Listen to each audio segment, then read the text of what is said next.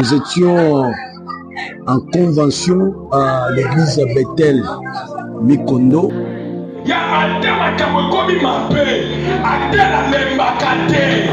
Et la thématique que nous avons y exploité est tu peux le faire.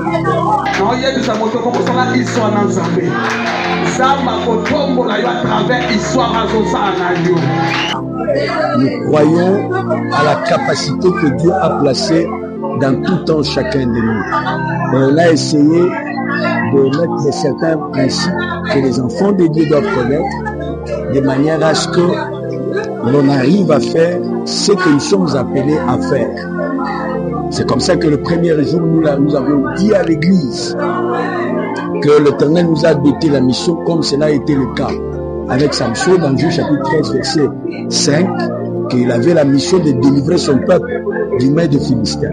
Alors pour mieux le faire, nous avons associé ces versets-là avec la pensée de Jésus-Christ, de Jean chapitre 9 verset 4 à 5, qu'il me faut faire l'œuvre de mon Père tandis qu'il est jour, la nuit avance l'heure auquel personne ne peut travailler, et pendant que je suis dans le monde, je suis la lumière du monde. À ces premiers versets, nous avons dit, dans la vie de toute personne, il y a deux temps. Il y a la journée et il y a la nuit.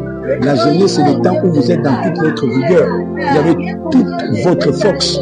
Alors, parce que vous avez la force là, c'est le temps de tout faire. Il faut éviter la procrastination, être objectif, de rester déterminé, de faire de bons choix et d'éviter cette vie-là de pessimiste.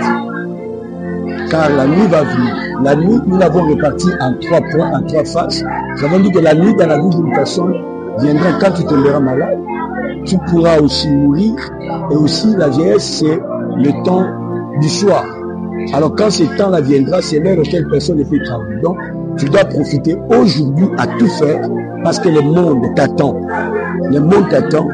Tes résultats, tes exploits seront la source de la bénédiction de plusieurs. N'ayez pas le regard tourné vers le passé et ne regardez pas le passé comme un arrêt où tu dois te stationner, t'arrêter là. Passe cet arrêt-là et regarde l'avenir. Et cet avenir, nous avions dit, le futur, ça se décide aujourd'hui. Le futur n'est pas une destination, mais c'est une décision. Donc tu dois prendre une bonne décision pour ces bons demain. Et aujourd'hui, nous avons dit à l'église que nous sommes des acteurs et non des spectateurs. Un spectateur est là seulement pour parler. Dans ces parler, il y a les critiques, il y a les chants, et il y a également les cris. Mais pendant qu'il est en train de chanter, de critiquer et de crier, l'acteur, lui, est en train de réfléchir. Si vous êtes spectatrice, mais si vous êtes actrice, vous doit décourager. Est-ce que vous pouvez dire que vous doit décourager? Comment faire? Comment créer des stratégies de manière à arriver à la réussite. Soyez plus acteurs et non spectateurs. Vous arriverez à servir de bonheur, être des modèles, comme l'a été David dans 1 Samuel chapitre 17 verset 32. Il a dit à tout le monde que personne ne se décourage. Il a enlevé les gens dans l'inquiétude, il leur a redonné l'espoir qu'ils pouvaient encore espérer être un peuple libre et avoir aussi d'autres peuples qui peuvent être soumis sous leur autorité. Que Dieu bénisse infiniment, que Bethel Mikondo soit béni à cette convention de l'an 2025. Les jeux sont fixés maintenant vers l'an 2026 par la grâce de Dieu. Que Dieu bénisse.